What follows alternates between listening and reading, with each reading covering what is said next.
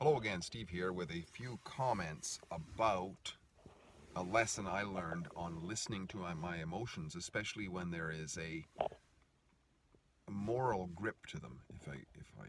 If I can use that term, I'll hopefully be able to explain this. This has to do with something I experienced yesterday, and basically I'll tell it in a way of a story and then go on from there. I was bringing my pickup truck somewhere and I was almost out of fuel. So I pulled into a gas station. And most of the gas stations in this area have a little locker that you can lock the self-serve. You can lock the thing on so you can go and wash your windows and whatever.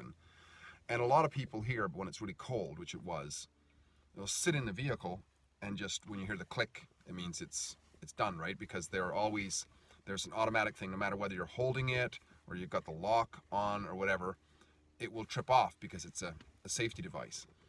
But this here particular nozzle, and some of them are missing, some of them have fallen off the little locker or whatever, and this one was off, and for some reason it was extremely slow. It was almost like, you know, when you preset for, say, 50 bucks, when it gets to $49 it goes really slow.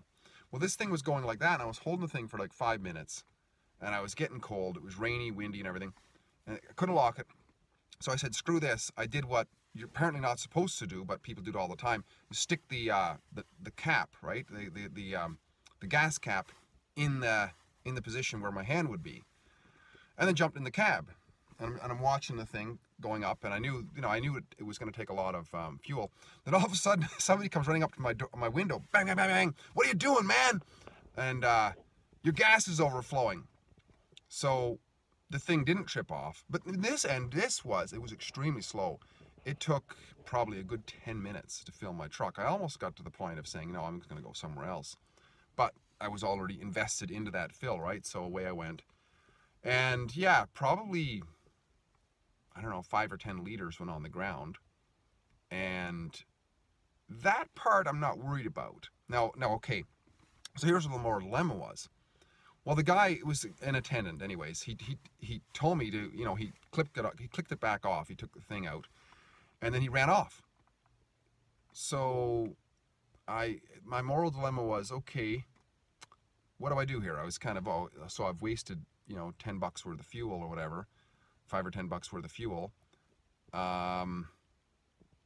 I go talk to him? Is there something I can do? Can I clean up? Can I help him clean up or whatever? But there was this tear inside of me. It's like, well, because I don't buy the whole, the whole apocalyptic mentality that if you spill a bit of gas on the ground, it's like, environmental degradation. First of all, it flows onto asphalt. It wasn't heading towards any downspout anywhere. Most of it's either going to evaporate and it's going to just kind of mix with the asphalt. And what's asphalt but oil, right? I mean, when they put asphalt down, they spray gallons of gasoline or diesel fuel on their machines to clean them off and stuff like it, constantly dumping, gallons of diesel fuel everywhere. It's not like they don't use it. But that's my justification towards, there's no big deal here. It happens once in a while. But the big deal was my moral conscience, because as I drove away, it's like, maybe I should turn around, maybe I should turn around, maybe I should turn around, maybe I should turn around. But then I didn't. And it bothered the hell out of me that I didn't. Because I should have gone back, when I think about it, according to my emotions, because it was based on a moral thing, which is that I caused somebody, probably at the gas station, a big headache. Because now he probably had to put out some pads or some absorption, whatever.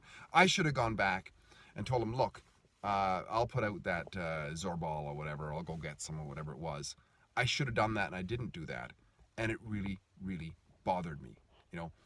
Every once in a while I do something, and I catch myself as I'm doing it, that my emotions in terms of a moral connection are saying something to me, and I ignore it. And it bothers the hell out of me. So the lesson to me is, listen to them. Turn around. It could take you 5 minutes, Steve, to go back and talk to the guy. He'd probably say, no, I got it handled or whatever. But at least I would have had a conscience which was sort of relieved a little bit.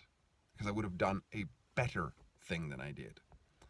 So if anybody else is out there who has these sort of situations at times where you just kind of walk away and it's like, or you do something and you ignore what's being told, like that inner voice, and it causes you grief afterwards. Well, maybe if you're like me, if you could, hopefully hopefully I will learn from this, and hopefully when something like this happens in the not too distant future or whatever, if it does, or it won't be the same thing, because I won't make that stupid mistake again. But there'll be something down the road where my emotions will say, Steve, wait, hang on a second, take a moment to think about what you're doing, and maybe backtrack a little bit. And therefore, it'll probably be better results. So just wanted to share that. A few comments on, listening to what emotions are saying internally, especially when it's connected to some kind of a moral decision that's being made. Stevie here again, great chatting. If you like what I'm doing, please like, subscribe, and share. And if you're the one at the gas station who I took off on, I'm sorry, man. Contact me, and I will try to make amends in some way. Talk again soon. Bye for now.